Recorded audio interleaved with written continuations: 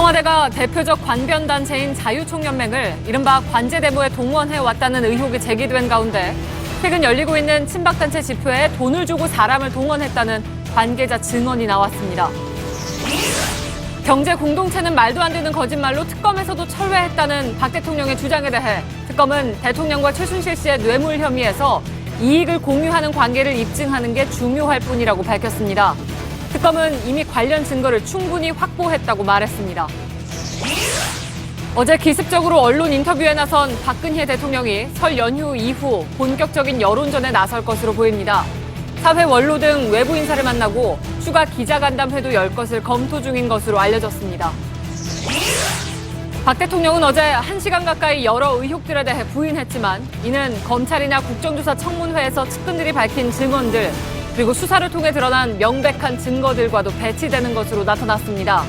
심지어 본인이 했던 기존 발언과도 달랐습니다. 또 대통령의 인터뷰에는 탄핵 심판과 큰 관련이 없는 소문들에 대한 해명과 푸념만 있고 뇌물죄 의혹을 비롯해 정작 본질적인 부분에 대한 질문과 해명은 없었습니다. 이러한 박근혜 대통령의 기습 인터뷰는 설 연휴를 앞두고 여론전을 통해서 탄핵 심판에 영향을 주기 위한 의도였다는 분석입니다. 그러나 대통령 측 의도와 달리 오히려 특검 수사는 물론이고 탄핵 심판에도 부정적일 수 있다는 지적입니다. 설 연휴를 하루 앞두고 본격적으로 귀성 행렬이 이어지고 있습니다. 전국 고속도로 곳곳이 붐비고 서울역과 버스터미널에도 고향을 찾는 시민들이 몰리고 있습니다.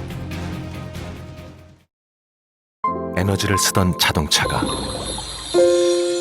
수소로 에너지를 만드는 시대로 현대자동차. 시청자 여러분, JTBC 뉴스룸을 시작하겠습니다. 광화문 광장에선 벌써 석 달 넘게 박 대통령 즉각 퇴진을 촉구하는 촛불 집회가 이어지고 있습니다. 지금까지 13번의 주말 집회에서 추위와 눈발을 뚫고 연인원 1,000만 명이 넘는 시민들이 광장에 모였습니다. 박근혜 대통령은 어제 한 인터넷 방송에 나와서 이렇게 말했습니다. 촛불 시위의 2배도 넘는 정도로 정말 열성을 갖고 많은 분들이 참여하신다고 이제 듣고 있는데 여러 가지 고생도 무릅쓰고 이렇게 나오신다는 것을 생각할 때 그 가슴이 좀 미어지는 그런 심정입니다.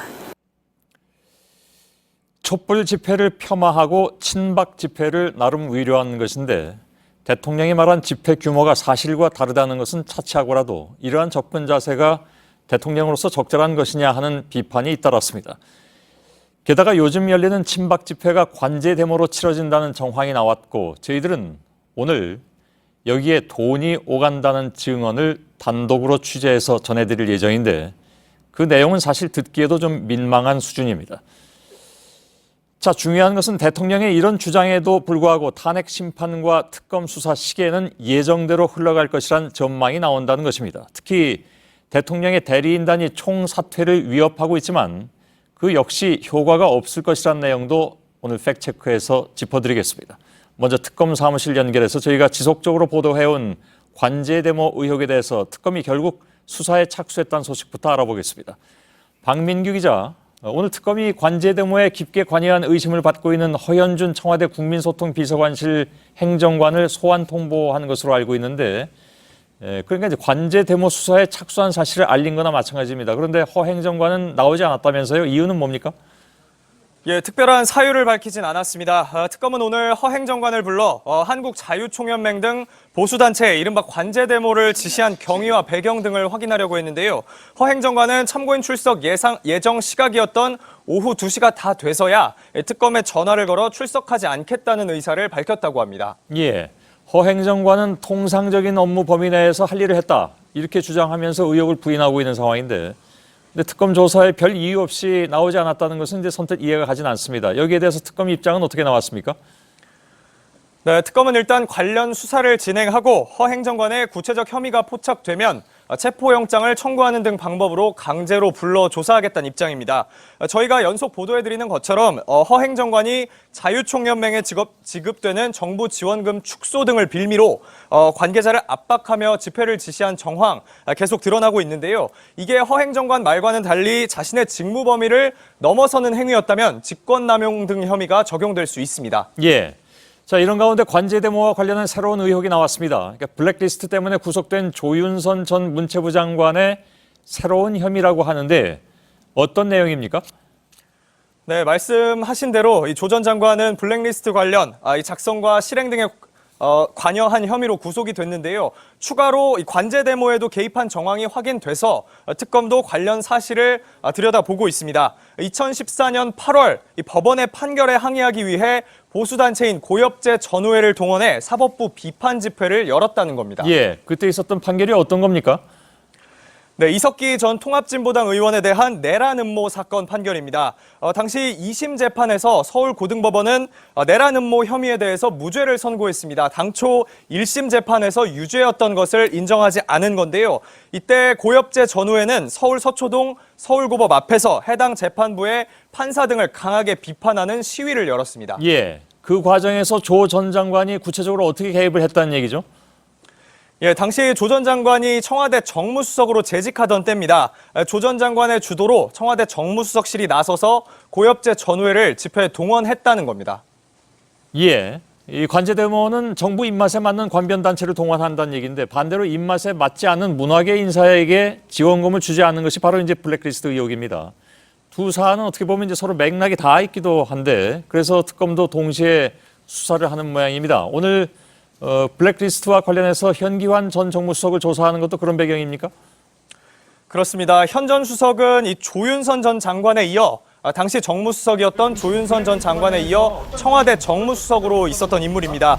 2015년 7월부터 1년 정도 근무했는데 이때도 문학의 블랙리스트가 지속적으로 관리되어 왔습니다. 특검은 오늘 현 전 수석을 상대로 전임자인 조 전 장관에게 이 리스트를 인수인계 받았는지 이후에 리스트를 어떻게 관리했는지 등을 집중 확인하고 있습니다. 예, 알겠습니다. 특검 사무실에서 박민규 기자였습니다. 목욕을 하고 깔끔한 모습으로 나오면 5만 원, 유모차를 끌고 나오면 15만 원. 이게 무슨 소린가 하실 텐데 바로 요즘 열리고 있는 친박 집회, 이른바 자신들은 태극기 집회라고 얘기하죠. 이 태극기 집회에서 나오는 소리입니다. 친박단체 집회에서 돈을 주고 사람을 동원하는 것이 아니냐는 의심은 사실 그동안에 계속돼 왔는데 탄핵 반대를 주장하는 최근의 친박 집회도 돈을 주고 참가자를 동원한다는 관계자의 증언이 나왔습니다. 이선화 기자입니다.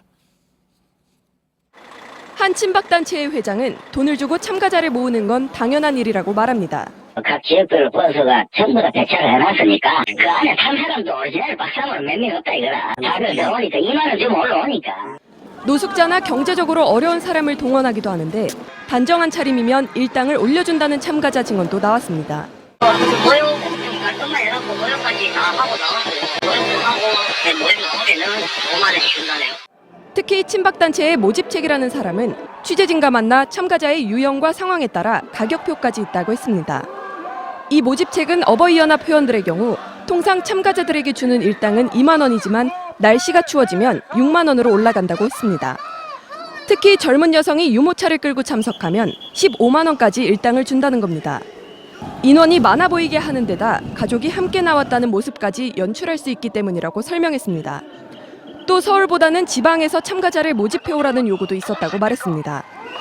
서울에서 모집 활동을 하면 언론에 노출될 가능성이 있기 때문입니다. 사람 쪽으로 가야지. 서울서 다 맞춰놨는데 그 사람들은 안 된다고 그래. 친박 집회가 법치 준수를 위해 이뤄졌다는 박근혜 대통령의 말이 무색해지고 있습니다. JTBC 이선화입니다. 예, 그러니까 목욕하고 나오면 5만 원이라는 것은 대개 노숙자들을 상대로 그렇게 하고 있다는 얘기죠. 그나저나 이 돈은 그럼 다 어디서 나오는 것인가? 계속 취재하겠습니다.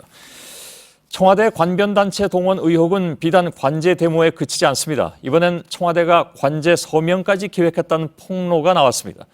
국가적인 논란이 뜨거웠던 역사 교과서 국정화 방안을 놓고 청와대가 자유총연맹 회원들의 찬성 서명을 받았다는 증언입니다. 최승기 기자입니다. 검정 발행 제도로는 올바른 역사 교과서를 만드는 것이 현실적으로 불가능하다는 것이 정부의 판단입니다. 많은 국민들께서 적극적으로 의견을 제출해 주셨습니다. 2015년 11월 3일 정부는 역사교과서 국정화 방침을 확정고시했습니다. 이날 허현준 청와대 국민소통비서관실 행정관이 한국자유총연맹 전 고위 관계자 김모 씨에게 보낸 문자입니다. 찬성 의견을 제출해준 수고에 감사한다는 내용입니다. 이에 대해 김 씨는 JTBC 취재진과 만나 허 행정관이 서명 참여를 요구했다고 털어놨습니다. 제가 안 보이니까 연문 보러 좀 더 내라 그랬고 피하고 싶으신 거죠. 그냥 받을 수 없습니다. 관제 데모를 기획할 때와 마찬가지로 이번에도 각 지회의 회원들을 동원했습니다. 좌파 교과 상태 하나 고쳐야 된다, 사인해야 된다. 그러니까 하신 거죠. 자기 회원들과 사인을 해서 내라 그러면은 대부분 자기는 가라 사인이 있고. 김 씨에 따르면 자유총연맹이 모아서 제출한 서명은 수만 명분에 달합니다. 당시 교육부가 밝힌 찬성 서명은 총 15만 2,805명인데 결국 이 중 상당수가 관제 서명이었다는 겁니다. JTBC 최승기입니다. 예, 지금부터는 어제 나온 박근혜 대통령의 기습 인터뷰 내용을 집중적으로 전해드리겠습니다. 저희가 이렇게 하는 이유는 현직 대통령이 피의자 상태로 입건된 초유의 사태, 또 헌재의 탄핵 심판이 진행 중인 상황에서 대통령이 일방적인 주장을 쏟아냈기 때문입니다. 그것도 여러 언론 앞에서 한 것이 아니라 그동안 줄기차게 탄핵 기각 입장을 대변해온, 그래서 대통령이 선택했을 것으로 보이는 특정 매체와의 인터뷰였습니다. 이번 탄핵 정국과 관련된 핵심 질문도 없었고 답변도 사실보다는 일방적인 주장이 대부분이었습니다. 그 사실관계는 잠시 후에 짚어볼 텐데요. 먼저 전해드릴 것은 청와대 분위기입니다. 청와대는 어제 인터뷰에 대해서 자화자찬을 내놨습니다. 그러나 이런 자화자찬은 실제 여론과 비교해보면 공허할 뿐이라는 지적입니다. 윤서령 기자의 보도입니다. 청와대 관계자는 전날 인터뷰와 관련해 많은 언론들이 다뤄줬고 임팩트가 있었다고 평가했습니다. 비판의 목소리가 있는 것도 알지만 이것저것 잴 생각은 없다고 말했습니다. 특히 1대1 인터뷰 형식이어서 대통령이 하고 싶은 말을 다 할 수 있었다고 평가했습니다. 그러면서 앞으로 본격적인 장외 여론전도 예고했습니다. 당장 설 연휴 기간 동안 사회 원로나 외부 인사들과 함께 식사를 하며 메시지를 내는 방안을 적극적으로 검토 중이라고 밝혔습니다. 또 특검 조사와 맞물릴 시점에 청와대에서 2차 기자간담회를 할 수 있다고도 했습니다. 청와대 관계자는 향후 언론사 개별 인터뷰나 청와대 출입 기자들을 관저에서 만나는 방안도 검토해보겠다고 말했습니다. 시기는 설 연휴 이후인 2월 중으로 예상됩니다. 검찰과 헌재 출석 요구에는 응하지 않고 특검 조사는 미루고 있는 상황에서 여론전을 펴며 일방적인 주장을 펴겠다는 것이어서 정치적 법적 논란은 더욱 커질 것으로 보입니다. JTBC 윤서령입니다. 최순실 씨의 변호인인 이경재 변호사는 오늘 기자회견에서 특검 수사에 대한 반발을 쏟아냈습니다. 특검팀이 강압적인 불법 수사를 해왔고 그 과정에서 최 씨에게 대통령과의 공모 사실을 자백하라면서 삼족을 멸하겠다, 이런 폭언을 했다고 말했습니다. 그러나 특검은 즉각 허위라고 반박했습니다. 먼저 최순실 씨 측 주장을 최규진 기자가 전해드립니다.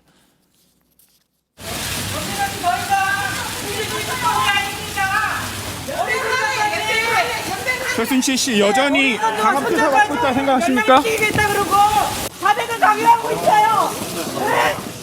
왜 너무 억울해요. 최순실 씨가 어제 특검에 출석할 때 고성을 지른 이유에 대해 최 씨 측 변호인인 이경재 변호사는 그럴 만한 이유가 있었다라고 말했습니다. 특검팀의 강압적 수사 때문이라는 겁니다.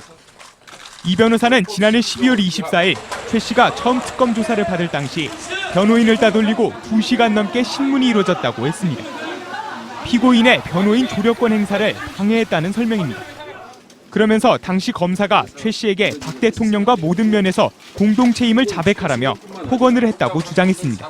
삼족을 멸한다는 조선시대에나 있을 법한 그런 말을 했고 딸, 손자까지 세상에 얼굴을 들고 살지 못하게 하겠다라는 등 매우 충격적인 말을 했습니다. 이 변호사는 특검팀이 최씨 수사 과정이 담긴 CCTV를 제출해야 한다고 요구했습니다. 특검팀이 이의를 제기하면 검찰이나 국가인권위 등의 조사를 맡기겠다고 덧붙였습니다. JTBC 최규진입니다. 예, 이런 최순실 씨 측의 강압 수사 주장에 대해서 특검은 전혀 사실과 다르며 대응할 가치가 없다고 일축했습니다. 절차적 문제도 없었고 강압 수사가 발생할 상황도 아니었다고 말했습니다. 김필준 기자의 보도입니다. 지난해 12월 24일 최순실 씨가 특검에 출석한 다음 날 오전 1시까지 변호인 없이 조사를 받았다는 주장에 대해 특검팀은 최 씨가 특검 사무실을 떠난 시각이 오후 11시 56분으로 확인됐다고 반박했습니다. 최 씨 측의 강압 수사 주장은 허위 사실이라는 겁니다. 조사 당일 오후에 1시간가량 부장검사 방으로 이동한 것은 사실이지만 피의자 신문 조서를 작성하는 정식 조사가 아니라 면담이었고 변호인에게도 미리 알렸다고 밝혔습니다. 그 당시에도 변호인한테도 돌아갈 것인지 여부를 물어봤고 돌아가시겠다고 말씀하셨고 그리고 변호인 없이 그 당시에 면담하는 것에 대해서도 전혀 최순실의 경우에도 이의가 없었습니다. 문이 열려진 상태에 있었고 바깥에 여자 교도관이 앉아 있었던 것으로 알고 있습니다. 특검팀은 또 변호인이 주장하는 것처럼 삼족을 멸한다는 등의 말을 한 사실이 전혀 없다고 밝혔습니다. 허위 사실을 바탕으로 특검과 해당 검사의 신뢰와 명예를 훼손한 점에 깊은 유감을 표명한다고 말했습니다. 특검은 이러한 최 씨의 주장에 앞으로 대응하지 않을 방침이라고 밝혔습니다. 어제 최 씨의 돌발 발언과 박 대통령의 인터뷰, 그리고 오늘 최 씨 측 변호인의 주장까지 이어지면서 조직적인 특검 흔들기가 시작됐다는 지적이 나오고 있습니다. JTBC 김필주입니다. 지금부터는 기습적이고 또 일방적이었던 어제 박근혜 대통령의 인터뷰를 하나씩 짚어보겠습니다. 어제도 일부 짚어드렸습니다만 저희 방송 중에 이 인터뷰가 공개됐기 때문에 상세히 전해드릴 시간적인 여유가 없었습니다. 자, 결론부터 말씀드리자면 박 대통령은 언론과 특검 또 검찰이 제시한 각종 의혹과 혐의 내용을 100% 부인했습니다. 거짓말이 산더미같이 쌓여 있다고 주장하기도 했죠. 하지만 인터뷰 속 박 대통령의 주장을 뜯어보면 다른 사람도 아닌 한때 대통령 핵심 측근들이 공개적으로 했던 증언을 모두 부정하는 것이었습니다. 물론 이를 뒷받침할 근거는 없는 가운데 주장과 표현만 강했습니다. 먼저 박 대통령의 어제 주장이 그동안 제시된 핵심 증거 또 증언과 얼마나 동떨어져 있는가를 이희정 기자가 짚어드리겠습니다. 박근혜 대통령은 최순실 씨와 경제 공동체라는 주장은 억지라고 말했습니다. 희한하게 경제 공동체라는 말을 만들어냈는데 그거는 엮어도 너무 어거지로 엮은 거고요. 또 그 경제 공동체라는 말은 암만 생각해도 이상하니까 특검에서도 철회를 했어요. 그러나 대통령이 최 씨의 사익을 위해서 직접 지시한 내용은 이미 여러 차례 진술로 확인됐습니다. 김종 전 문체부 차관은 2015년 1월 박 대통령이 최 씨의 딸 정유라의 이름을 언급하며 지원을 요청했다고 증언하면서 충격적이었다고까지 말했습니다. 특검은 또 2015년에 박 대통령이 삼성 이재용 부회장과 만나 승마 선수들에게 전혀 지원이 이뤄지지 않는다며 이 부회장을 다그쳤다는 진술을 받아냈고 당시 승마 선수 지원은 정유라를 위해 이뤄졌다는 정황이 여러 차례 드러난 바 있습니다. 최 씨가 2014년 1월부터 지난해 8월까지 박 대통령의 옷값 3억 원 이상을 대납한 사실도 확인했습니다. 대통령과 최순실 사이에 이익의 공유 관계에 대해서는 관련된 여러 자료를 통해서 상당 부분 입증이 됐다고 판단하고 있습니다. 박 대통령은 특히 국정농단 사태에는 음모론을 제기했습니다. 농단이라고 하는 게 인사에 개입을 했다. 또 뭐 기밀을 어떻게 누설을 했다. 그러나 두 사람 사이에서 문건을 전달했던 정호성 전 비서관의 말은 다릅니다. 정 전 비서관은 검찰 조사에서 대통령이 고위직 인선 자료와 발표안에 대해 최 씨 의견을 들어보라고 지시했다고 진술하는 등 최 씨의 국정농단 사실을 인정했습니다. 박 대통령은 블랙리스트 존재에 대해서도 모르는 일이라고 했지만 유진용 전 문체부 장관은 대통령이 블랙리스트의 존재를 알고 있었음을 내비쳤습니다. 이렇게 하면 정말 큰일 납니다. 이거는 그렇게 하시지 않아야 된다라고 말씀을 드린 적이 있었고 거기에 대해 묵묵부답. JTBC 이희정입니다. 예, 박 대통령의 일방적인 인터뷰 내용 때문에 본의 아니게 저희들은 지금까지 나왔던 혐의점을 다시 들여다보는 그런 계기가 되고 있는데요. 이번에는 지금까지 확보된 증거들이 가리키는 방향과는 정반대로 나가버린 대통령의 주장들도 정리해봤습니다. 송지혜 기자입니다. 정책과 무슨 기밀을 알았다 이거는 아예 말이 안 되는 거고. 박 대통령은 어제 인터뷰에서 최 씨에게 받은 도움은 홍보 분야에서 뿐이었다고 또다시 주장했습니다. 그러면서 그 도움마저 일시적이었다는 주장도 되풀이했습니다. 홍보적인 관점에서 어떻게 좀 받아들여질까 뭐 이런 것을 갖다 어느 기간 받은 게 단데. 하지만 검찰과 특검이 증거 능력에 이상이 없다고 확인한 JTBC 입수 태블릿 PC엔 최 씨가 받아본 국정 자료들이 수두룩했습니다. 그중엔 MB정부 당시 남북 비밀 접촉 정보도 포함돼 있었습니다. 또 기간에 대해서는 검찰이 이미 휴대전화 압수수색 등을 통해 최 씨와 정호성 전 부속비서관이 2년여 동안 2092차례나 연락을 주고받았다는 사실을 확인해둔 상태입니다. 박 대통령은 최 씨의 정부 인사 개입 의혹도 대부분 부인했습니다. 없어요. 예, 문화 쪽이 좀 있었죠. 예. 하지만 검찰에 따르면 박 대통령과 정 전 비서관이 최 씨의 유출한 문건에는 국정원 2차장, 기조실장, 중국 특사단 인선안 등 13건의 인사 자료가 있었습니다. JTBC 송지혜입니다. 예, 어제 박근혜 대통령의 인터뷰 내용은 보신 분들은 느끼셨겠지만 한마디로 여러 혐의 사실과 탄핵 사유에 직접 관련되는 질문은 없었고 역시 답변도 없었습니다.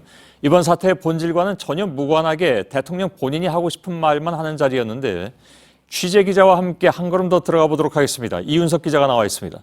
자, 어제 박 대통령의 답변 내용을 보면 법원에서 인정된 핵심 증거라든가 또 증언 등에 대해서는 전혀 언급이 없었습니다. 네, 그렇습니다.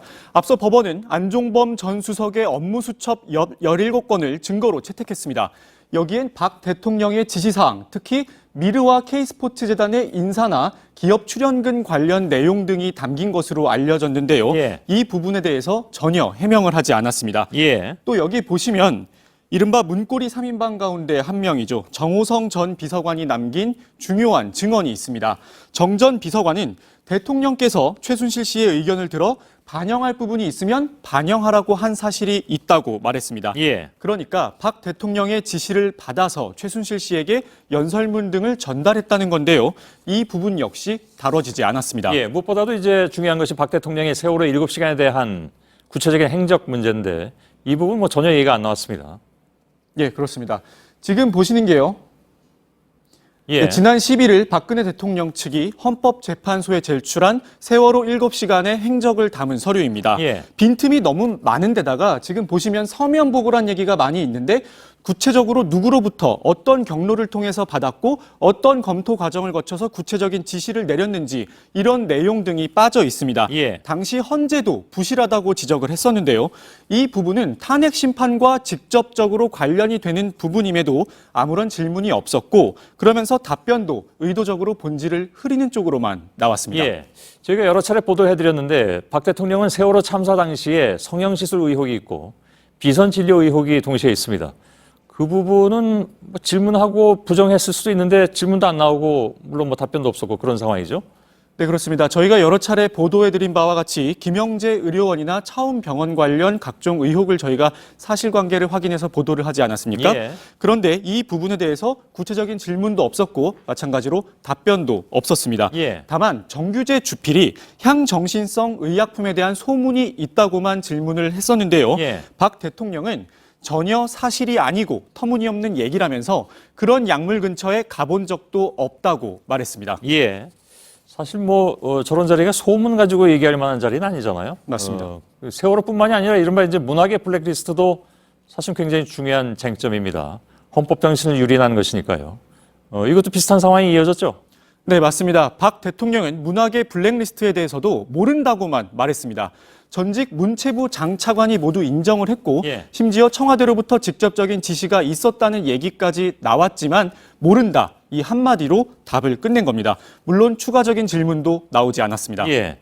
유진영 전 장관은 재직 시하고 퇴임한 뒤가 말이 다르다 이런 얘기가 나왔는데 유 전 장관의 답변은 어떤지도 좀 궁금하기도 하고요.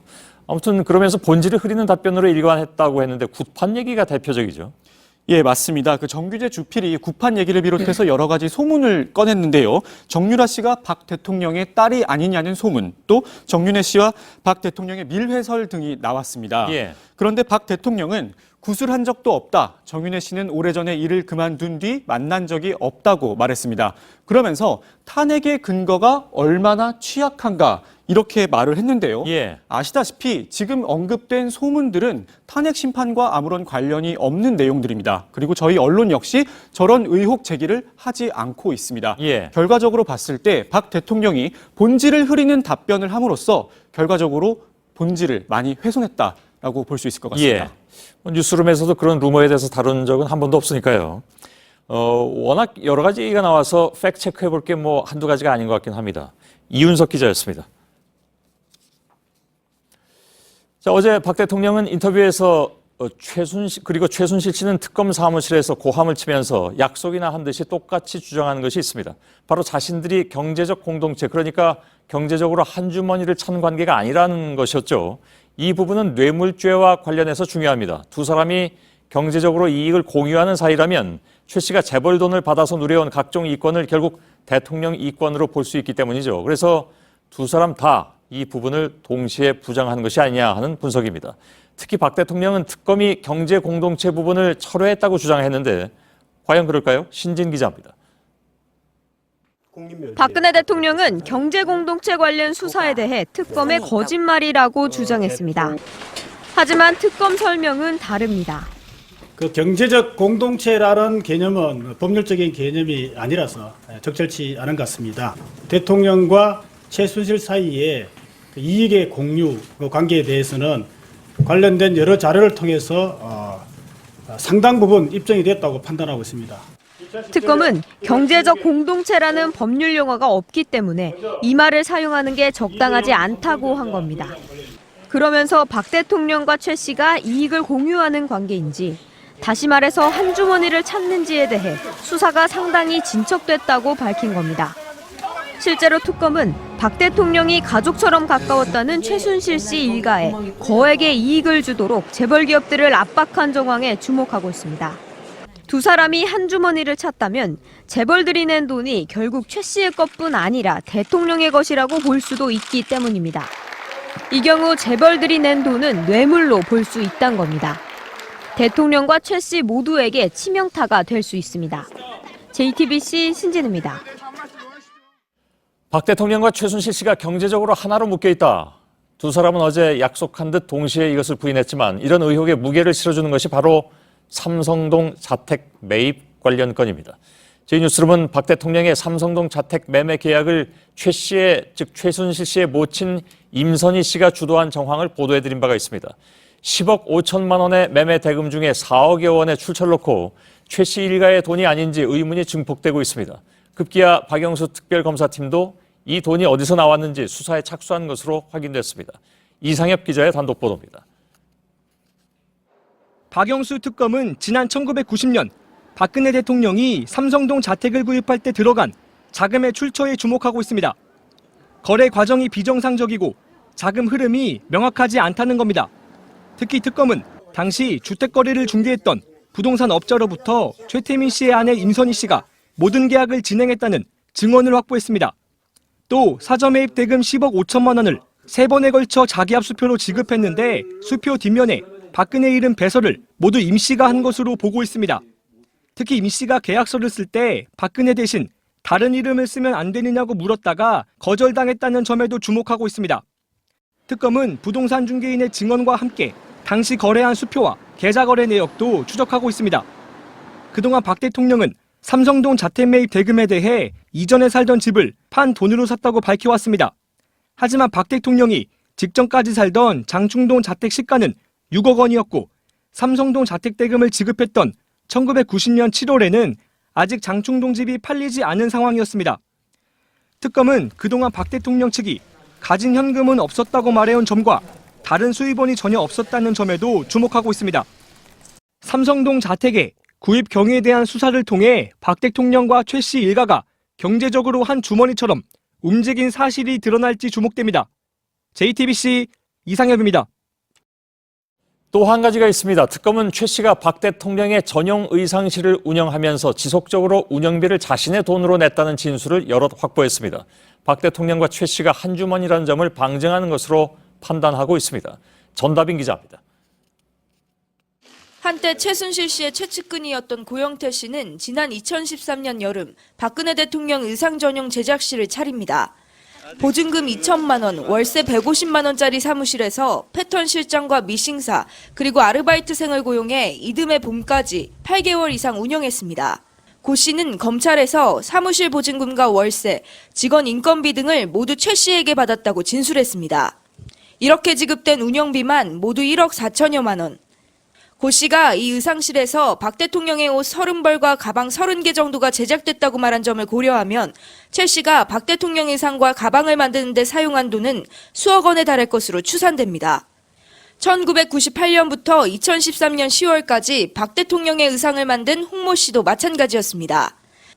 특검은 최 씨가 직접 의상 의뢰를 했고 항상 현금으로 계산을 했다는 홍 씨의 진술을 확보했습니다. 홍 씨는 매달 청와대에서 받는 300만 원과 별도로 최 씨로부터 운영비 명목으로 매달 1,000만 원씩 현금을 받았다고 특검에 설명한 것으로 알려졌습니다. JTBC 전다빈입니다. 그런데 박 대통령은 인터뷰 곳곳에서 극우 인사나 친박단체들의 억지 주장을 그대로 가져오는 것이 두드러졌습니다. 태블릿 PC 조작 주장부터 촛불 집회 외부 세력 개입설까지 일방적인 허위 주장만을 앞세워서 여론전을 펼쳤다는 지적이 나오고 있습니다. 박진규 기자입니다. 정규재 주필이 태블릿 PC 조작을 언급하자 박근혜 대통령은 동조하는 듯한 답변을 내놓습니다. 태블릿 PC가 조작되었을 가능성도 굉장히 많은 것 같다는 게 이제 새롭게 많이 알려지고. 예. 이 태블릿 PC에서 많은 자료가 쏟아졌느니 이렇게 보도가 됐을 때 저거는 있을 수 없는 일인데. 최순실 씨의 연설문 수정은 인정하면서도 태블릿 PC 속에 담긴 다른 국가 기밀 자료들은 부정하는 겁니다. JTBC 취재진이 청와대 기밀 문서를 입력해 최 씨의 태블릿 PC인 것처럼 조작 보도했다는 친박 단체들의 주장과 맞닿아 있습니다. 언론들이 제기한 의혹들에 대해선 이미 짜여진 프레임이라고 주장했습니다. 딱 짠 어떤 프레임 바깥의 얘기는 전혀 받아들이지 않는 그런 그 풍조가 있습니다. 이는 극우 사이트에서 우파는 프레임 싸움에서 패배하고 있다. 국정농단 프레임은 JTBC 태블릿 PC로 시작됐다는 주장과 연결됩니다. 대통령 탄핵을 요구하는 여론에 대해선 외부 세력의 개입을 언급합니다. 이 체제에 반대하는 그런 세력들도 합류한 게 아닌가 저는 그렇게 보고 있습니다. 대통령 대리인단인 서석구 변호사가 헌법재판소에서 주장했던 촛불 집회 북한 지령 의혹을 떠올리게 만듭니다. 하지만 당시 서 변호사가 증거로 제출한 북한 노동신문은 인터넷에 떠돌던 가짜 합성 이미지였습니다. JTBC 박진규입니다. 저희 JTBC가 보도한 태블릿 PC가 조작됐다고 억지 주장을 펴고 있는 친박 세력의 대표적인 인물들에 대해서는 저희가 오랜 인내 끝에 오늘 고소장을 제출했습니다. 더 이상 방치하기에는 도가 너무 지나쳐 있기 때문입니다. 이 소식은 뉴스 말미에 잠깐 전해드리겠습니다. 대통령의 어제 인터뷰 내용이 앞서 짚어본 것처럼 핵심 내용은 다 빠지고 일방적인 해명으로만 가득 채워진 이유, 따져보면 그런 질문만 이어졌기 때문이죠. 대통령이 왜 특정 매체를 택했는가를 짐작하게 하는 대목이기도 합니다. 어제 인터뷰를 진행한 정규재 한국경제신문 주필은 박근혜 정부의 대통령 직속 자문기구인 국민경제자문회의 출신으로 현재는 대통령 탄핵 기각 입장을 적극 옹호하는 인물입니다. 정재윤 기자가 보도해드립니다. 인터뷰를 진행한 정규재 주필은 각종 루머들에 대한 질문을 이어갔습니다. 거의 모든 쏟아지는 보도들은 사실인 것처럼 굉장한 스토리로 불려졌죠. 정윤회와 미래를 하셨습니까? 하지만 정작 미르 K스포츠재단에 대한 대기업 출연 문제와 세월호 7시간 의혹 등에 대해선 아예 질문조차 꺼내지 않았습니다. 박 대통령의 해명을 듣기 위한 듯한 질문도 여럿 나왔습니다. 자회사도 만들고 독일의 회사도 있고 최순실이 상당히 그래도 신경을 써서 안 들키려고 애를 쓴 것 같다는 느낌을 저는 받습니다. 근데 전혀 모르셨어요? 예. 수없이 제기된 이를 둘러싼 의혹에 대한 추가 질문은 없었습니다. 태블릿 PC가 조작되었을 가능성도 굉장히 많은 것 같다는 게 이제 새롭게 많이 알려지고. 예. 정 씨는 박근혜 정부 들어 대통령 직속 자문기구인 국민경제자문회의의 균형경제분과위원으로 활동했고 박정희 기념재단 이사도 지냈습니다. 정 씨가 진행하는 정규제 TV에는 대통령 대리인단에 속해 있는 황성옥 변호사가 코너를 진행하기도 했습니다. JTBC 정재윤입니다. 예, 박근혜 대통령이 여론의 비난을 감수하면서도 인터뷰를 한 것은 역설적이지만 여론전을 위해서였다는 분석이 지배적이죠. 실제 답변 하나하나를 보면 여론전을 위한 전략들이 숨어 있습니다. 자, 그런데 또 하나의 역설은 어제의 인터뷰가 탄핵 심판 중인 대통령에게 유리한 것이 아니라 되레 자승자박이 될 가능성이 더 크다는 것입니다. 서복현 기자가 나와 있습니다. 자, 우선 인터뷰 시점부터 좀 주목해야 될 것 같습니다. 예, 설 연휴 직전이었죠. 아시다시피 설 연휴에는 가족 또 친지들이 많이 모이기 때문에요. 여론 형성에 중요한 변수가 됩니다. 예. 설 연휴 직전에 인터뷰를 했다는 것은 결국 여론전을 위한 인터뷰가 아니었냐 이런 분석이 당연히 가능합니다. 예, 내용은 더 그렇고요. 예, 그렇습니다.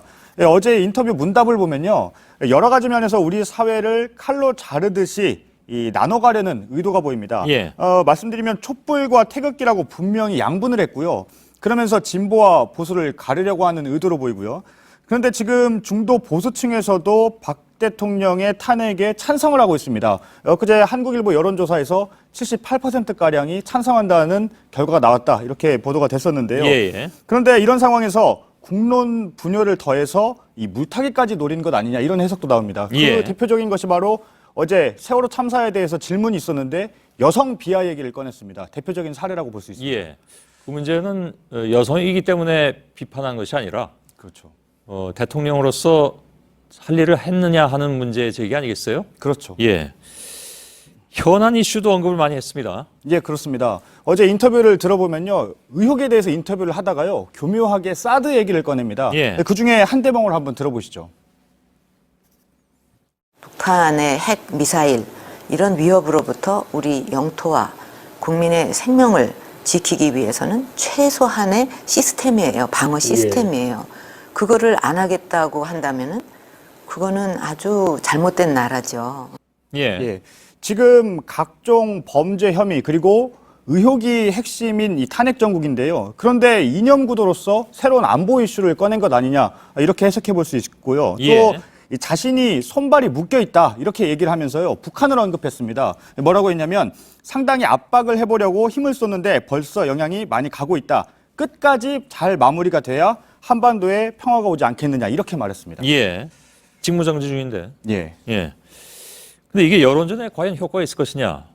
그렇지 않을 것 같습니다. 일단 박 대통령은 지지층의 결집을 노렸을 것으로 보입니다. 하지만 이 전체 국민에 비하면 이 지지층은 소수죠. 앞서 말씀드렸지만 그 탄핵 찬성에 대한 여론조사 결과도 그것을 보여줍니다. 그런데 결국 지지층을 결집하는 효과는 있을지는 몰라도 전체 국민의 비난 여론은 커질 수 있다. 이런 분석이 나오고 있습니다. 오히려 악화될 수 있다는 거죠.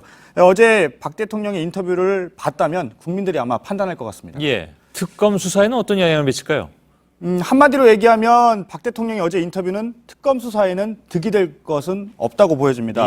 통상 검찰은 조사 전에요. 상대의 전략을 알려고 합니다. 왜냐하면 허점을 깨기 위해서요. 그렇겠죠. 그런데 어제 박 대통령은 이 패라고 하기도 뭐하지만 사실상 패를 다 보여줬습니다. 그러니까 블랙리스트는 모른다. 최순실 비리 몰랐다. 기밀 유출에 대해서는 있을 수 없는 일이라고 했습니다. 특검은 사실상 무대응을 하고요. 대통령이 뭐라고 하든 수사는 그대로 진행하겠다. 이런 입장입니다. 뭐 사실 패라기보다는 모든 의혹에 대한 부정, 혐의 전면 부인 이거 같습니다. 최순실 씨하고도 똑같은 그런 상황이고요. 그렇습니다. 최순실 씨는 지금까지 모든 걸 부인했습니다. 예를 하나만 들어보면요. 수백 통의 전화 그리고 문자 메시지로 본인이 직접 지시를 했던 최측근, 지금은 아니라고 하죠. 지금은 아닌데 노승일 K스포츠재단 부장도 당초 잘 모르는 사람이라고 했습니다. 그리고 이른바 셀카까지 찍었던 태블릿 PC도 모른다고 주장을 하고 있고요. 이처럼 거짓말과 부인으로 일관하는 건 향후 형사재판에 도움이 되지 않습니다. 그 태블릿 PC는 뭐 자꾸 얘기가 나옵니다만은 그 사무실에 있었다는 거 본인도 전화로 실토했잖아요. 그렇죠. 왜 나왔죠. 안다는 걸. 예. 지금 대통령 역시 참모들이 줄줄이 인정했던 내용을 아무 근거 없이 지금 부인만 하고 있는 건데요. 사실상 최순실 씨와 같은 전략인데 역시 이 수사에 좋은 영향을 줄 수 있다. 이렇게 볼 수는 없을 것 같습니다. 예. 헌재 탄핵 심판에는 그럼 어떤 영향을 미칠까요? 역시 유리할 건 없습니다. 지금 박 대통령은 헌재에 출석을 하지 않았죠. 예. 대신에 대리인단이 나가고 있는데요. 이 대리인단은 사실 박 대통령의 주장을 대신 전달하는 말 그대로 대리인단입니다. 그런데 이 뻔히 물증이 있고 또 관련자들의 검찰 조서가 제출이 됐고 또 헌재에 나와서 증언까지 했는데도 박 대통령은 전면 부인하고 있습니다. 그렇다면 이렇게 모르쇠로 나온다면 이 박 대통령을 대리하는 대리인단의 주장을 과연 헌재가 얼마나 믿을 수 있을지 역시 의문이 제기되는 겁니다. 시간 끌기 전략 중에 하나는 그 대리인단이 사퇴해버리는 방법. 이걸 뭐 대리인단도 그 의중을 비쳤잖아요. 그럴 가능성에 대해서. 근데 그게 별로 여의치 않을 것이라는 것은 잠시 후에 팩트체크해서 짚어드리도록 하겠습니다. 서복현 기자였습니다. 네, 온 나라가 어수선하지만 그래도 내일부터 설 연휴입니다. 고향을 찾는 시민들이 모이고 있는 서울역에 취재기자 나가 있습니다. 이가혁 기자, 저녁이 되니까 고향 가는 분들이 점점 많아지고 있죠? 그렇습니다. 저녁이 되면서 또 퇴근이 한 시민들이 많아지면서 이곳 서울역을 찾는 시민들의 발길도 점차 늘고 있습니다. 연휴가 짧은 만큼 하루라도 더 빨리 고향에 가겠다는 분들이 많은 것으로 보이는데요. 역 곳곳에 설치된 의자에도 지금 제 뒤로 보이는 것처럼 빈자리를 찾기 어려울 정도입니다. 2주 전에 진행된 설 기차표 예매에 성공한 시민들은 상당히 여유로운 모습이지만 그렇지 못한 시민들은 취소되는 표를 현장에서 바로 살 수 있도록 매표소 앞에서 줄을 길게 서서 오랫동안 기다리는 모습도 볼 수가 있었습니다. 네, 그리고 오전에는 서울역에서 정치인들이 귀성객에게 인사를 하는 행사도 있었다고 하죠. 또 탄핵 찬반 단체에서 같은 시간대에 유인물을 나눠주기도 했다고요. 네, 명절 때마다 이곳 서울역에는 여야 지도부들이 모여서 시민들에게 인사를 하는 풍경이 펼쳐지는데 오늘도 어김없이 더불어민주당, 또 새누리당, 국민의당 지도부와 소속 의원들이 이곳 서울역과 용산역에서 귀성 인사를 하는 그런 모습이 펼쳐졌습니다. 그런데 오늘은 여기에 하나가 더해져서요. 대통령 탄핵을 촉구하는 촛불 집회를 열어온 퇴진행동 측과 또 탄핵을 반대하는 국민총궐기운동본부 이 두 단체가 서울역에서 시민들을 상대로 유인물을 나눠주는 행사를 펼쳤습니다. 퇴진행동 측은 기자회견을 통해서 이번 설에는 함께 모여 앉아서 촛불의 꿈과 또 달라져야 할 대한민국에 대해서 이야기하는 그런 기회를 갖자라고 밝혔습니다. 반대로 탄핵을 반대하는 시민단체들은 같은 시각 서울역 앞 광장에서 자체적으로 만든 신문을 나눠주면서 탄핵에 반대하는 의견을 펼치기도 했습니다. 동시간에 이곳 서울역에 두 단체가 모였기 때문에 혹시나 충돌하는 일이 벌어지지 않을까 우려가 나왔지만 다행히 이런 불상사는 일어나지 않았습니다. 네, 고속도로 상황도 좀 알아볼까요? 저녁 6시에서 7시 사이가 가장 붐볐다고 하는데 지금은 좀 풀리고 있습니까? 네, 이곳 서울역도 퇴근 시간이 되면서 본격적으로 붐비기 시작한 것처럼 전국 주요 고속도로도 오후 7시에 정체가 절정에 달했다고 합니다. 오후 7시 승용차를 기준으로 서울에서 대전까지 3시간 40분, 또 광주까지는 6시간이 걸렸다고 하는데 지금은 1시간 30분 정도가 지나서 이보다는 더 빨리 도착할 수 있다고 합니다. 하지만 한국도로공사 측에 따르면 내일 새벽은 돼야 주요 구간 정체가 풀릴 것이라고 내다봤습니다. 하지만 지금 이 시각 시간보다 중요한 것은 눈길 안전입니다. 기상청에 따르면 오늘 밤에 서울과 중부 지역에 눈과 비가 내리기 시작하고 몇 시간 뒤인 0시부터 내일 새벽 사이에 중부 지방과 또 충청 이남까지 눈이 오는 지역이 확대된다고 합니다. 그러니까 영동 고속도로와 서울 춘천 고속도로, 중부 내륙 고속도로, 또 중앙 고속도로를 이용하시는 분들은 눈길 안전에 특별히 더 유의하셔야겠습니다. 네, 서울역에서 이가혁 기자가 전해드렸습니다. 미국 트럼프 행정부의 초대 국방장관인 제임스 매티스 장관이 취임한 뒤에 처음 방문할 나라로 한국을 택했습니다. 다음 달 2일 서울에서 국방장관 회담을 열겠다는 건데요. 북한과 중국을 겨냥한 행보로 보이지만 주한미군 방위비 분담금을 늘리러 오는 거란 관측도 나옵니다. 유선희 기자입니다.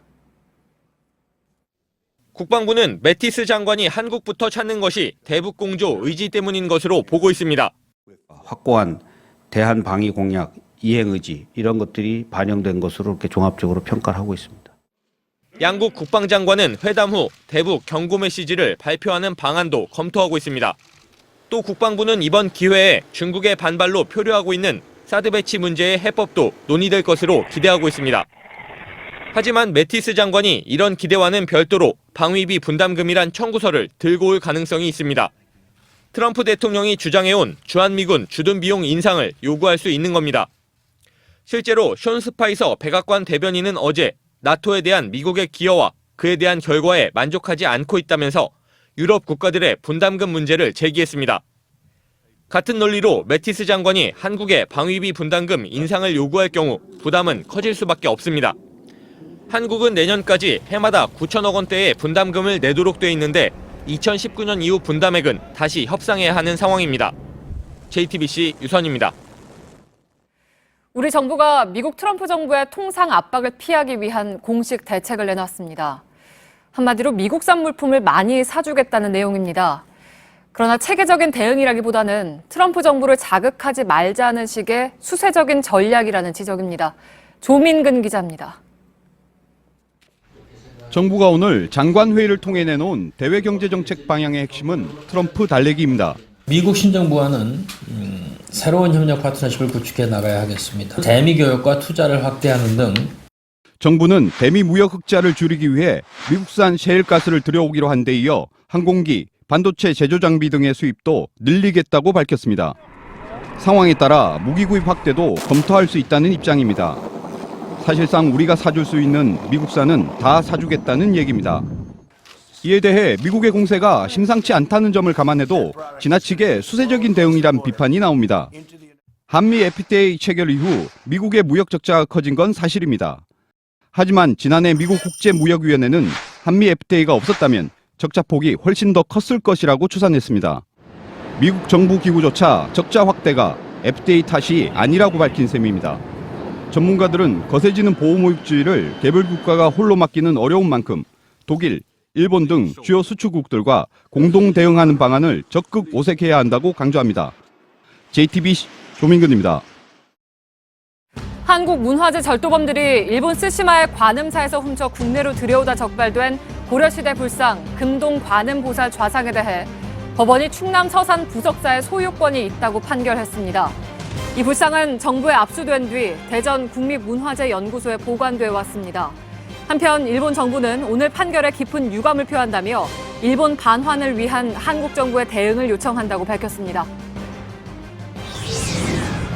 대만 택시기사 성폭행 사건의 추가 피해자가 최소 7명에 이른다는 JTBC 보도 이후 우리 외교부는 피해 사례를 확보했다고 확인했죠. 대만 언론은 오늘 현지 수사당국이 아직 관련 정보를 한국 정부로부터 넘겨받지 못해 조사가 지연되고 있다며 구체적인 내용을 입수하는 대로 추가 조사에 나설 방침이라고 전했습니다. 도널드 트럼프 미국 대통령이 멕시코 국경에 장벽을 세우기 위한 행정명령에 서명했습니다. 3,000여 킬로미터에 이르는 국경 장벽은 수개월 내에 착공할 예정으로 건설 비용을 멕시코가 부담할 거라고도 밝혔습니다. 이에 대해 니에토 멕시코 대통령은 비용 부담을 거부했고 이달 말에 예정된 양국 정상회담 취소를 검토하고 있습니다. 한국은행이 발표한 시중은행의 12월 신규 주택담보대출 평균 금리가 3.13%로 5달 연속 올라서 22개월 만에 최고치를 기록했습니다. 미국의 금리 인상에 가계 부채를 줄이기 위해 은행들이 대출 심사를 강화한 결과로 분석됩니다.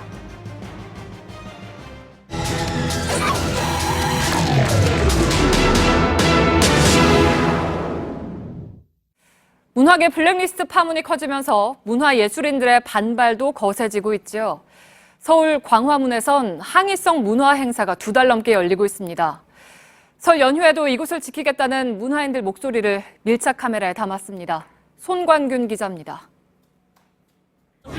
맨발 여러 쌍이 바쁘게 움직입니다. 기온이 영하 10도 아래로 떨어져 광장 바닥은 얼음장 같지만 무용단은 일사불란합니다. 발등은 이내 빨개지고 발바닥은 새까맣게 변했습니다. 세월호 참사를 잊지 말자는 마음으로 고등학생과 대학생들이 뜻을 모아 2달 동안 연습한 춤입니다. 저희가 신발 신고 따뜻한 모습인 것보다 그냥 오히려 맨발로 해서 깔끔하게 하고 싶은 마음이 있어서.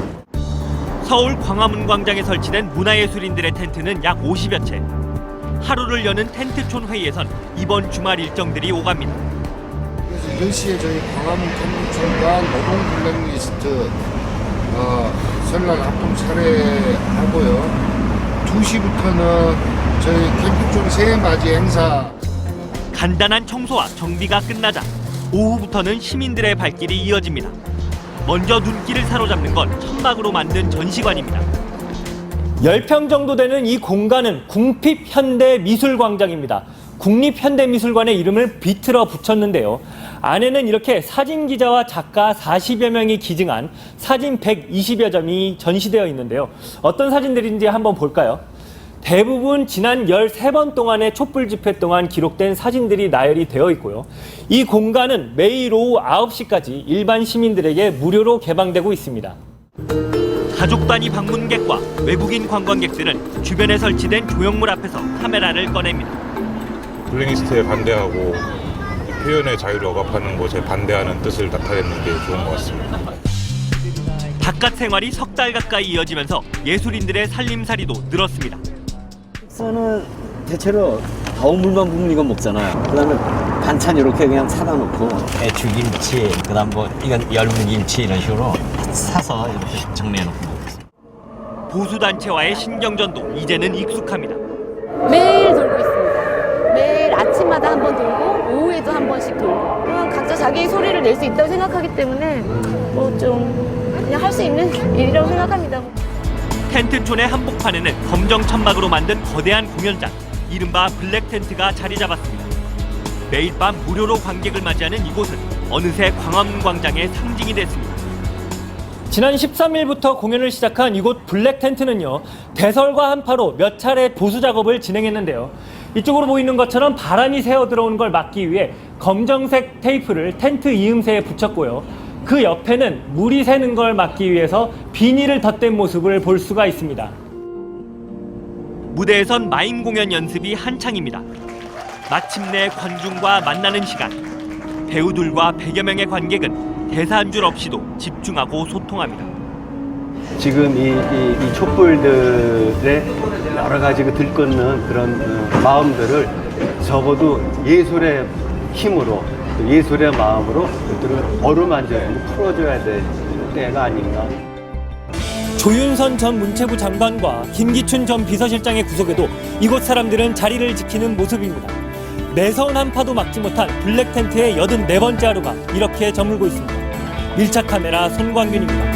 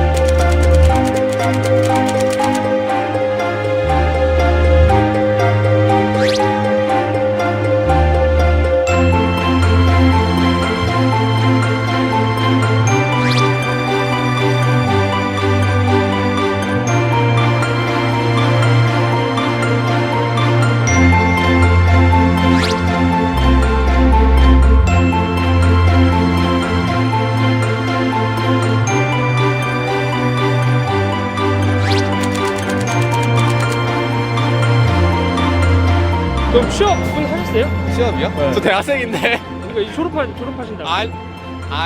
고등학교를요. 고등학교를. 네. 작년에 시국이 많이 불안정하고 뭐 나라 상태가 안 좋은 점이 많았었는데 올해는 그런 거 잘 풀리고 이제 정치도 많이 회복됐으면 좋겠고요.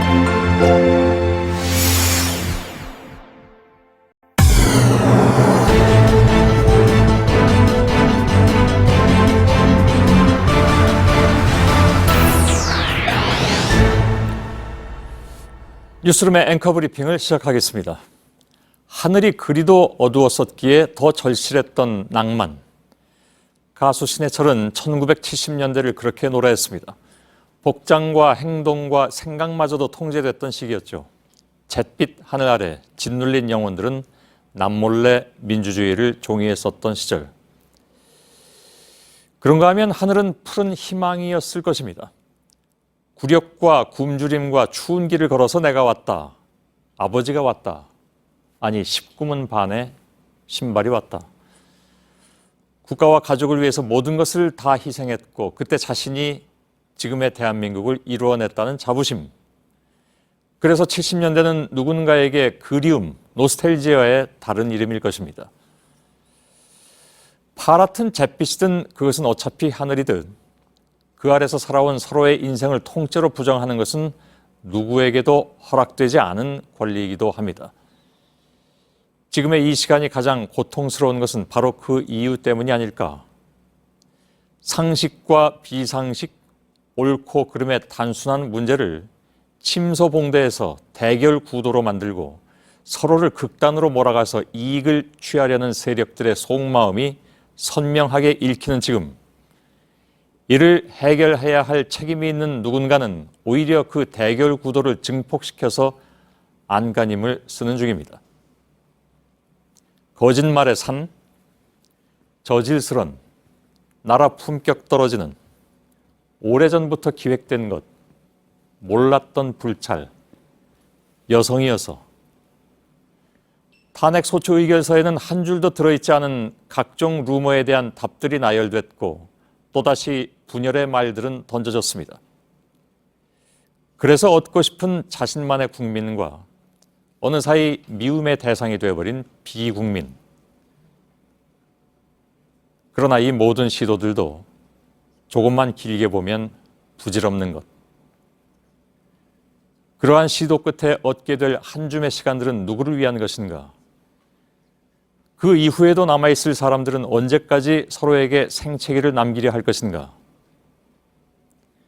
명절은 서로 다른 생각과 논리를 가진 가족들이 만나서 서로 다른 생각과 논리가 비벼지는 날이죠.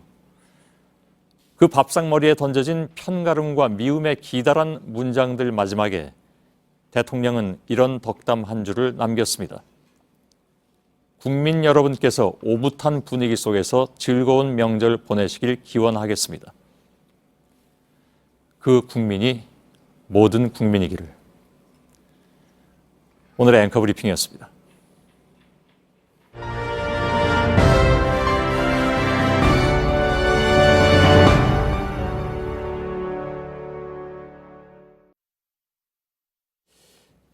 박 대통령이 어제 한 인터넷 매체와 인터뷰를 가졌다는 건 뭐 다 이제 아는 사실입니다만은 촛불 집회를 폄하하는 대신 친박 집회는 또 지켜세우고 독려하는 발언을 하면서 지지자 결집을 위한 여론전에 나섰다는 비판이 나오고 있습니다.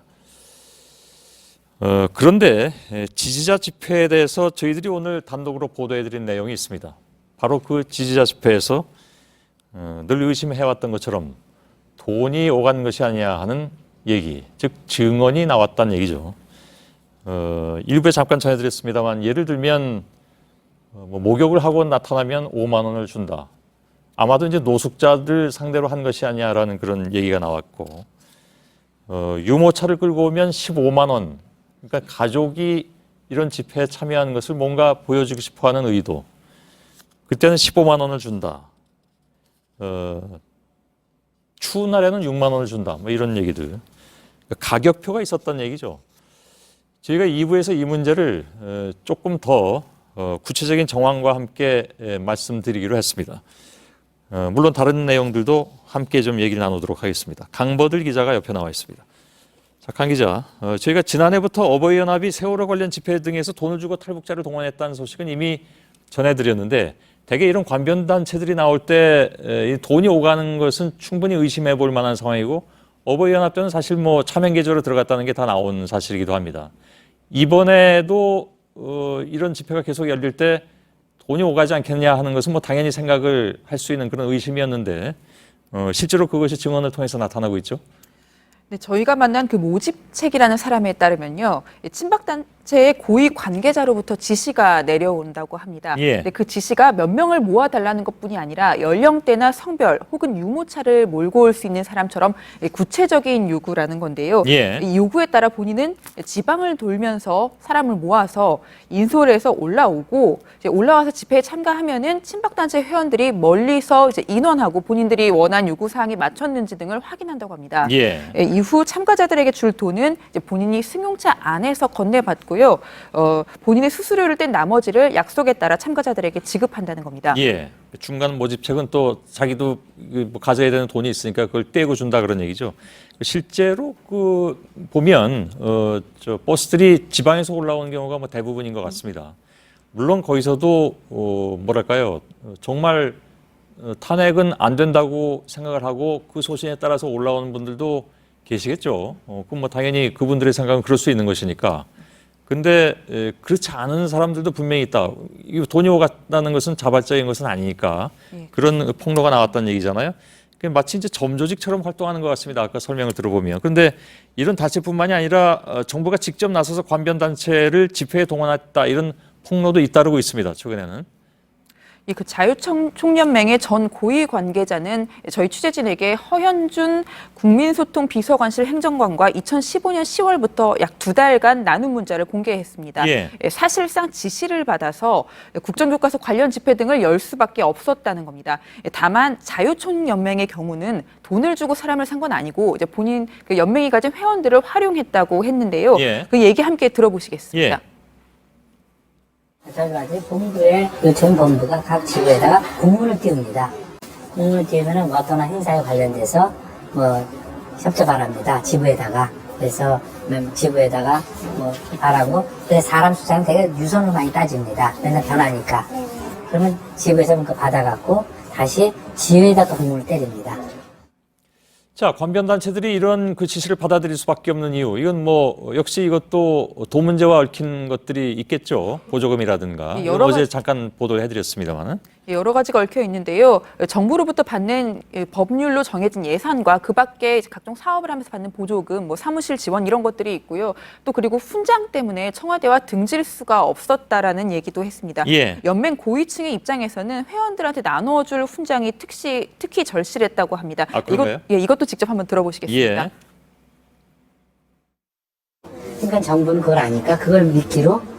그런데 그 회원들 입장에서 그걸 받아오면 유능한 총재고, 못 받으면 무능한 총재가 되니까 받아가야 되고. 예.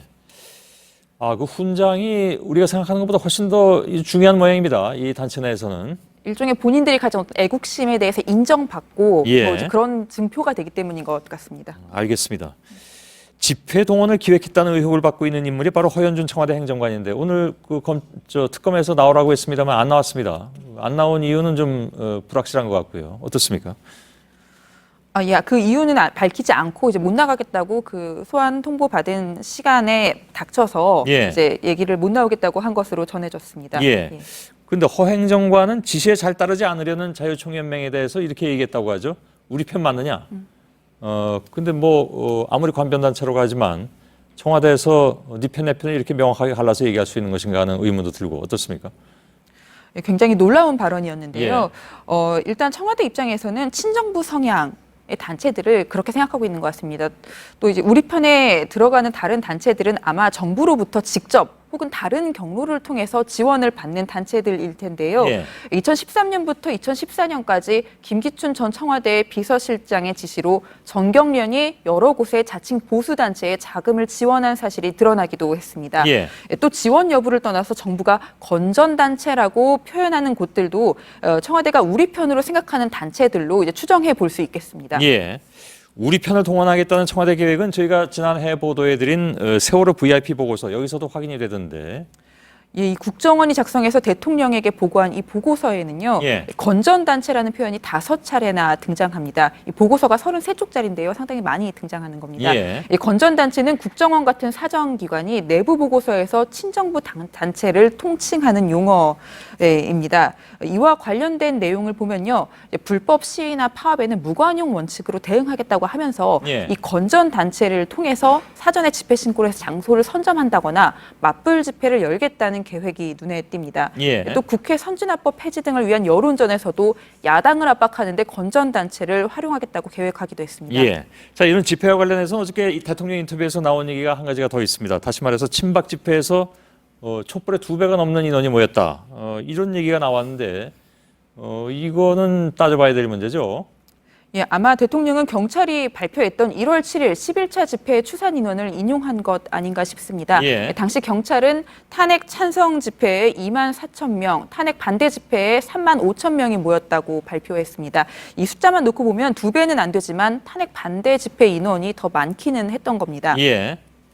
근데 당시 경찰 추산 인원에 대해서 뭐 비판이 많이 있었습니다. 이걸 제가 잠깐 그 일부에서 짚기도 했습니다만은 경찰이 추산하는 방법을 그대로 따라서 다시 추산해 본다면 답이 어떻게 나왔다고요? 그 페르미법이라는 건데요. 예, 예. 그러니까 3.3제곱미터 한 평이라고 하죠. 예. 여기에 10명이 들어간다고 가정하고 그 집회 장소의 넓이로 인원을 추산하는 방법입니다. 직접 한번 해봤는데요. 광화문 광장하고 주변에 10차선 도로 넓이를 합하면 대략 11,000평 정도입니다. 예. 여기 사람이 꽉 찬다면 11만 명이 들어가는 거고요. 실제로 사람이 가장 많았던 시간대에 촬영한 영상을 보니 발 디딜 틈이 없어 보였습니다. 예, 그러니까 경찰이 말한 2만 4천 명에 대해서는 축소 발표한 것 아니냐라는 지적이 나올 수밖에 없었던 상황입니다. 예. 반면 친박단체가 열린 코엑스 앞도 살펴봤는데요. 삼성역에서 봉은사역 사이에 코엑스 앞 7차선 도로와 인도의 넓이는 대략 5,500평 정도로 이곳에 사람이 꽉 차면 5만 5천 명 정도입니다. 근데 역시 최대 인원이 모였을 때 찍어둔 영상을 보니까 양 옆으로 빈 곳이 좀 있었거든요. 예. 이걸 감안하면 경찰이 추산한 3만 5천 명은 실제와 어느 정도는 근접해 보입니다. 결국 촛불 집회는 축소하고 친박 집회는 그래도 비슷하게 추산을 하면서 숫자를 왜곡한 것 아니냐는 지적이 나오는 겁니다. 예.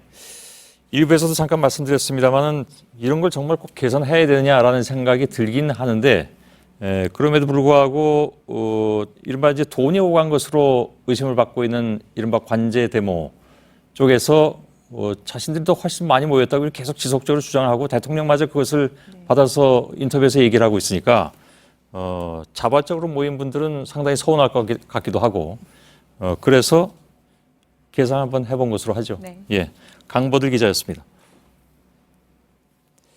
박근혜 대통령의 어제 인터뷰는 의도나 내용이나 아니면 형식면에서 여러 가지 논란이 일고 있습니다. 그중에서도 가장 문제가 되는 내용 5가지만 서복현 기자와 함께 추려보겠습니다.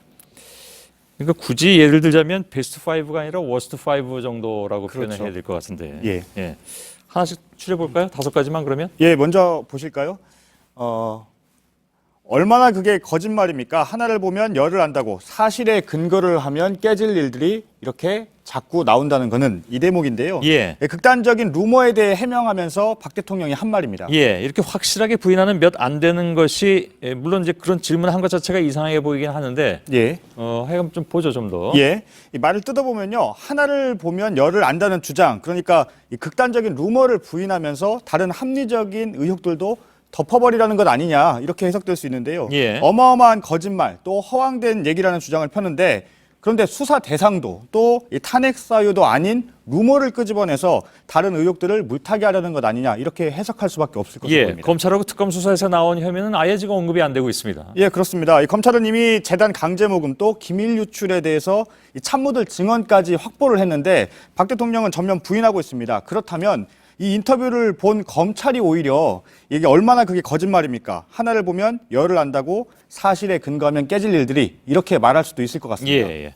다음은 어떤 겁니까? 예, 다음 보시면요. 예.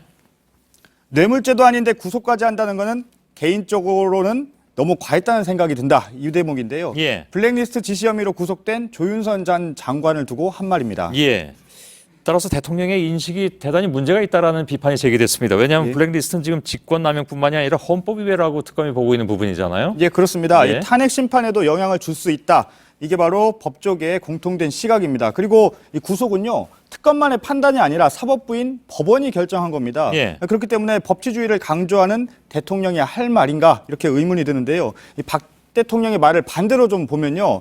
뇌물을 받으면 구속돼야 한다. 이렇게 해석되기도 합니다. 예. 그런데 지금 특검은 박 대통령의 뇌물 의혹을 수사하고 있습니다. 아, 그렇군요. 예. 예. 세 번째는 어떤 겁니까? 예, 보시면요. 사과에 대해서 이런 충고를 하는 사람이 있다. 우리 사회에서는 그냥 사과를 하면 안 된다. 그냥 잘못해도 버텨야 한다.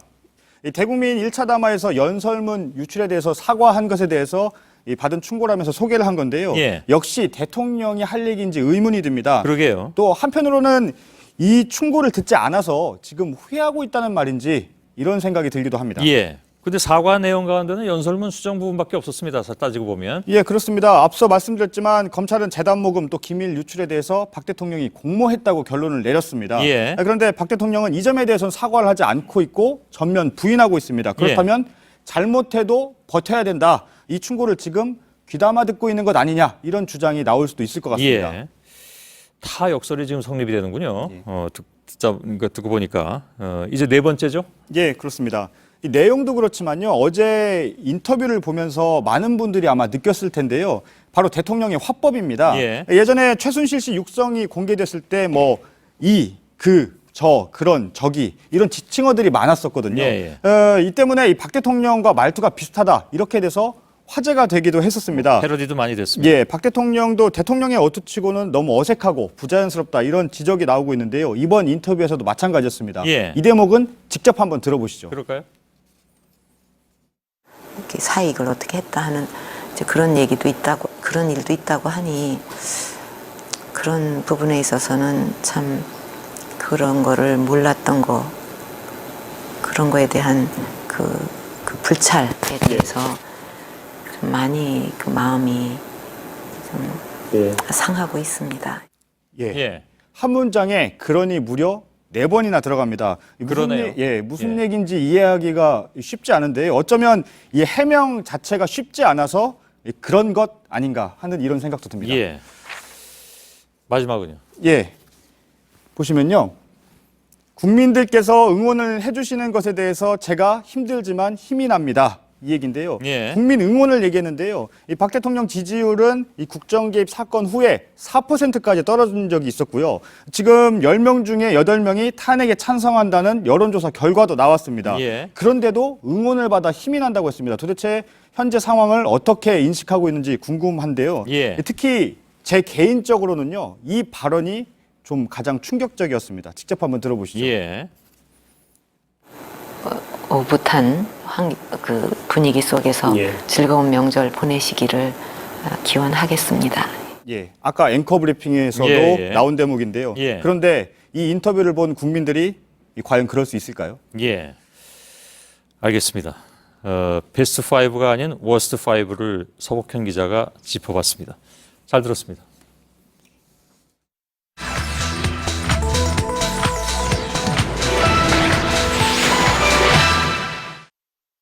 변호사 전원 사퇴, 대리인단 전원 사퇴가 맞습니까?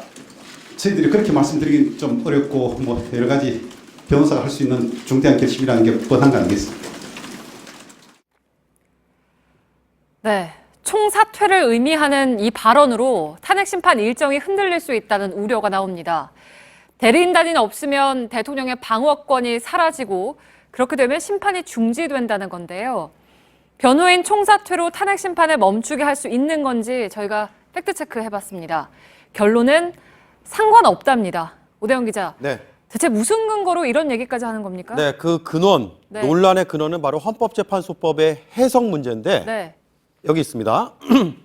변호사를 대리인으로 선임하지 아니하면 심판 수행을 하지 못한다. 즉 변호사들이 다 그만둬버리면 탄핵이 중지되는 거 아니냐? 네. 심판이 중지되는 거 아니냐? 이런 논리인 거죠. 네, 이렇게 보면 아주 뭐 불가능한 것 같지는 않은데 결론은 성립되지 않는다는 거잖아요. 네, 제가 이걸요 주어를 빼고 보여드렸습니다. 네. 주어 한번 보여주시죠. 당사자인 사인은 당사자가 사인, 즉 일반 개인이어야 성립합니다. 네. 대통령이 사인일까요? 맞으면 이 논리 성립하지만 아니면 안 됩니다. 이 조항의 취지는 법률 지식이 부족한 사인을 보호하자, 또 무분별한 소송 제기도 걸러내자, 재판을 효율적으로 하자라는 겁니다. 네. 근데 사인은 개인인데 네. 대통령을 단순한 개인으로 볼 수는 없지 않습니까? 네, 헌법재판소는요, 이 당사자라는 개념을 크게 두 가지로 보고 있다라고 네. 설명을 드릴 수가 있는데 첫 번째 사인, 두 번째 국가기관입니다. 저희가 취재한 다수의 헌법 전문가들은 대통령은 사인이 아니다. 국가기관이다. 확정적으로 말했습니다. 네. 대통령이 헌법과 법률을 위반했느냐 안 했느냐 그것을 확인하고 위반 행위의 중대성 여부를 판단하는 절차이기 때문에 대통령을 일반 국민의 한 사람으로서 어떤 헌법재판을 청구하는 당사자로 보기는 어렵습니다. 사인으로 보기는 어렵다. 네, 그러니까 사인이 아니니까 아까 얘기한 대리인이 없으면 심판을 못한다는 조항은 아예 해당이 안 되는 거군요. 그렇습니다. 그래서 첫 번째 결론은요. 변호사의 도움이 없어서 네. 이게 성립이 되느냐 안 되느냐? 안 된다는 겁니다. 사인이 아니기 때문에요. 탄핵 심판 일정에 중지에 아무런 영향이 없다라는 거고요. 대통령이 국가기관이라는 근거는 많습니다. 제가 축약해서 보여드리겠습니다. 네. 헌법재판소 2004년 결정문인데 탄핵 심판 본질에 대해서 국가기관이 헌법 법률을 위반하는 경우에 다시 그 권한을 박탈하는 기능이라고 밝혔습니다. 국가기관. 그리고 이런 내용도 있습니다. 탄핵 소추 절차는 헌법기관 사이의 문제, 그리고 사인으로서의 대통령의 기본권 침해되는 것이 아니다.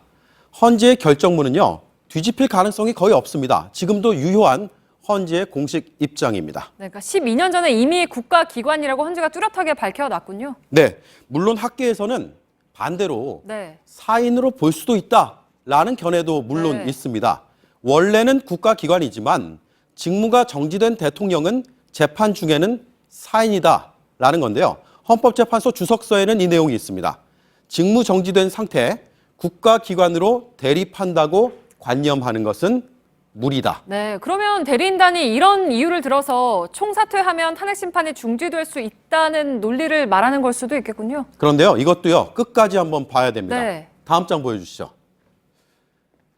피청구인은 일반적으로 스스로 방어하기 위한 지식과 능력을 보유. 그러니까 대통령은 변호인이 없어도 자기 방어가 가능하다라는 겁니다. 또 소송 행위를 스스로 할 수 있는 여지를 명확히 열어놓는 방향으로 법 개정이 바람직하다. 이 얘기는 뭐냐면 사인은 사인인데 변호인의 도움이 없어도 되는 사인이라는 얘기입니다. 네. 그래서 두 번째 결론, 사인으로 간주를 하더라도 방어권을 이유로 심판을 멈출 수 없다는 분석입니다. 주석서에 이 내용을 직접 쓴 정태호 경희대 교수 통화해봤습니다. 건석재판도 가능하게끔 해놨단 말이에요. 설사 대통령이 사인이라 하더라도 이 경우에는 대리인단을 통한 방어권을 포기한 것으로 헌재는 간주하고 결심할 수 있다는 거죠. 자, 이게 오늘 핵심 그래픽입니다. 결국 대리인단이 총사퇴를 하면 대통령이 당사자로 출석하면 됩니다. 방어권 스스로 행사하면 되죠. 그런데 이런 상황에서도 나오지 않는다면, 그렇다면 궐석 심판을 하면 된다는 겁니다. 어쨌든 심판은 진행이 된다. 그리고 그 근거는 헌법재판소법 52조에 있습니다. 그러니까 결국 대통령이 사인이든 국가기관이든 대리인단이 총사퇴를 하든 안 하든 탄핵 심판 일정에는 큰 차질이 없다는 거군요. 그렇습니다. 물론 헌법재판소가 저 중간에 변호인단을 새로 꾸리는 시간을 어느 정도 허락할 수도 있습니다. 네. 헌법재판소 마음입니다. 그런데 어차피 지금 변론 종결 단계이기 때문에 영향이 거의 없을 거라는 게 대체적인 분석이었습니다. 네, 무더기로 증인을 신청하고 이번에는 총사퇴를 하겠다는 얘기까지 하고 어떻게 봐도 시간 끌기라는 분석이 나올 수밖에 없겠군요. 팩트체크 오대영 기자였습니다.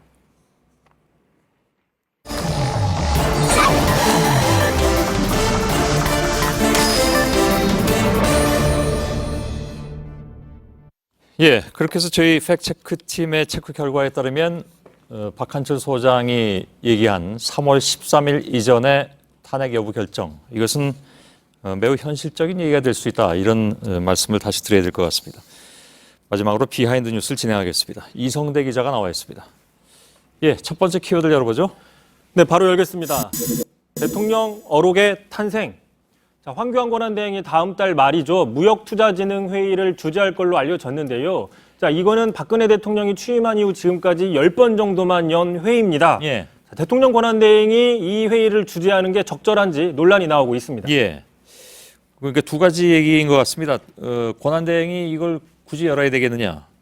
그리고 원래 이 회의는 갖가지 어록이 박근혜 대통령에 의해서 탄생된 것이다, 이런 얘기죠. 그렇습니다. 뭐 굳이 열지 않아도 되는 회의를 굳이 열겠다고 해서 논란이 있는 건데요. 예. 말씀하신 것처럼 무역투자진흥회의는 박근혜 정부의 상징과도 같은 회의입니다. 대통령이 빨간 옷을 입고 등장해가지고 더 유명해진 회의인데 예. 자, 그래서 이 회의만 열리면 늘 화제의 발언들이 많았습니다. 대표적인 발언 먼저 들어보시죠. 예. 어떻게든지 경제 활성화를 해야 된다 하고 노력을 하고 있고 간절하게 기도하는 마음으로 염원하는데 그거에 대한 하늘의 응답이 바로 지금 현실에서 벌어지고 있는 이것이 바로 메시지라고 우리가 정확하게 읽어야 된다고 생각합니다. 예. 뭐 설명이 필요 없을 것 같습니다. 다른 발언들은요? 또 논란이 된 발언들도 많이 있었는데요. 예. 대표적으로 청년 일자리 방안으로 중동에 진출하라 이런 얘기를 했었는데 그것도 한번 들어보시죠. 예. 대한민국의 청년이 텅텅 빌 정도로 한번 해보세요. 다 어디 갔냐? 저 중동에 다 갔다고. 자, 그리고 또 이런 얘기들도 했었죠. 대표적으로 자, 규제로 의심되면 일단 모두 물에 빠뜨려 놓고 살릴 놈만 살리자. 세월호 참사를 연상시킨다는 논란이 그때 당시 나왔고요. 예. 또 욕할 때 그 버릇 개주냐라고 하는데 한번 자기가 갖고 있는 패턴은 쉽게 변할 수 없다. 이 얘기를 우리 민족의 저력은 크다라는 얘기를 하면서 얘기했기 때문에 좀 잘못된 인용의 사례로 또 논란이 되기도 했습니다. 예. 어제 인터뷰 때도 그랬지만 아무튼 화법은 여러 가지로 화제가 되는 것 같습니다. 특히 그래서 뭐 하여간 그때마다 의미를 분석해야 되잖아요. 그렇습니다. 대통령의 발언 만연체 특유의 화법이고 이그저 대명사를 많이 쓰는 화법으로 알려져 있는데 그럼에도 불구하고 극찬하는 사람도 있습니다. 예. 바로 이정현 전 새누리당 대표입니다. 오랜만에 나왔는데요. 자, 자신의 책에서 박 전 대표, 과거의 박 전 대표는 애매하게 얘기하는 법이 없었다. 늘 분명하고 명확하고 아주 쉬운 단어로 짧게 말한다. 이 말을 알아듣지 못한다면 한국어를 잘 모르는 사람이다. 라고 얘기를 했습니다. 예. 더 얹어 놓을 말이 없는 것 같습니다. 다음 키워드는요? 두 번째 키워드입니다. 아주머니의 일갈. 어제에 이어서 두 번째 일갈인데요. 예. 자, 최순실 측 이경재 변호사가 기자회견을 열고 특검이 강압 수사를 한다고 주장을 하던 이 중에 한 시민이 즉석에서 반박을 했는데요. 들어보시죠. 예. 민주주의가 뭐래요, 최순실이요? 예? 민주주의가 뭐래요? 자, 이 자리에서 민주주의에 대한 논쟁을 하는 자리는 아니기 때문에 마치겠습니다. 아니요, 저는 어제 최순실 하는 거 보고 잠을 못 자서 억울해서 왔습니다. 저도 억울해서 왔어요. 지 손자, 지 자식만 중요합니까? 내 손자, 내 자식도 중요합니다. 예. 열혈 시민이신 것 같습니다. 근데 어제 왜 그 민주주의 특검이 아니다, 억울하다 하니까 청소 노동자분이 했던 얘기가 굉장히 화제가 됐잖아요. 오늘도 비슷한 상황인 것 같은데, 아무튼 뭐 특검 측에서는 최 씨의 어떤 그 뭐랄까요, 강압 수사 주장 여기에 대해서 퇴거 시간까지 공개했던데요. 그러니까 강압 수사는 없었다 이렇게 밝히고 있는데, 마지막 키워드 좀 열어보죠. 자, 마지막 키워드 가겠습니다. 자, 군대 생활 어디까지 해봤니? 문재인 전 대표가 최근에 군복무 기간을 단축할 수 있다는 시사를 하자 안철수 전 대표가 이를 가지고 논쟁을 벌이고 있는데요. 예. 자, 먼저 안철수 전 대표가 어제 이렇게 얘기를 했습니다. 저출산으로 입영 가능한 젊은이들이 줄어들고 있어서 정책의 진위가 의심스럽다고 비판을 했더니 문 전 대표가 바로 이렇게 얘기를 했습니다. 군대를 잘 안 겪어봐서 그런지 모르겠다라고 응수를 했습니다. 예. 글쎄요. 이거 사실 남자들끼리 모이면 흔히 하는 얘기긴 한데, 문 전 대표 자신은 특전사 복무를 했죠. 그리고 안 전 대표는 군의관 장교로 뭐 편하게 근무했다, 이 부분을 얘기를 한 건가요? 뭐 그렇게 해석이 되니까 곧바로 안철수 전 대표가 오늘 이렇게 다시 맞받았습니다. 자, 나는 39개월 복무를 했기 때문에 문 전 대표보다 더 오래 했다. 네거티브 하지 말라고 이야기를 했습니다. 예. 자, 방금 앵커 말씀하신 것처럼 복무기간 단축은 진지하고 어떤 정책적인 접근이 필요한 사안인데 내가 더 근무 힘들게 했다, 내가 지오프에서 근무했다, 이런 식의 개인적인 군대 경험 논쟁으로 흘러가고 있다는 지적 받았습니다. 예. 뭐 그보다도 군대를 어떻게든 피해서 안 갔다 온 사람을 문제 제기해야 되는 거 아닌가요? 어쨌든 둘 다 건빵 맛이 여전한지는 알 수 있을 것 같습니다. 예, 알겠습니다. 이성대 기자였습니다. 수고했습니다. JTBC는 태블릿 PC가 조작됐다는 허위 주장을 펼쳐온 변희재 씨 등 미디어워치 전현직 임직원들이 JTBC 회사와 임직원들의 명예를 심각하게 훼손했다고 판단해 서울중앙지검에 고소했습니다. JTBC는 이후에도 태블릿 PC와 관련한 허위 사실을 지속적으로 게시하거나 거짓 주장을 사실처럼 퍼뜨리는 행위에 대해서 법적 대응에 나설 예정입니다. 예, 시청자 여러분, 설 연휴 잘 쉬시길 바라겠습니다. 저희들은 병신년에 이어서 정유년에도 최선을 다하겠습니다. 여러분 고맙습니다.